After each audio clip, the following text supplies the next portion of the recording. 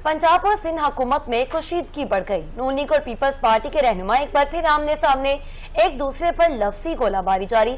वज़ीर इत्तलात अस्मा बुखारी ने press conference की, सिंध हुकूमत पर कड़ी तनकीद भी की। अस्मा बुखारी ने प्रेस कॉन्फ्रेंस के बाद सीनियर रहनुमा पाकिस्तान पीपल्स पार्टी अली कासिम गिलानी भी पार्टी दिफा के लिए बोल पड़े।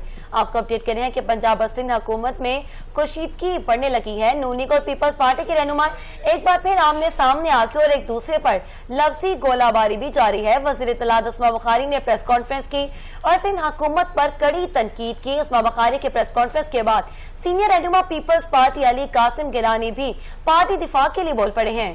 आपको अपडेट कर रहे हैं कि पंजाब और सिंध हुकूमत में कशीदगी बढ़ गई है। नून लीग और पीपल्स पार्टी के रहनुमा एक बार फिर आमने सामने आ चुके, एक दूसरे पर लफ्जी गोलाबारी की जा रही है। वज़ीर इत्तलात अस्मा बुखारी ने प्रेस कॉन्फ्रेंस की तो सिंध हुकूमत पर कड़ी तनकीद की। अस्मा बुखारी ने प्रेस कॉन्फ्रेंस के बाद सीनियर रहनुमा पाकिस्तान पीपल्स पार्टी अली कासिम गिलानी भी पार्टी दिफा के लिए बोल पड़े।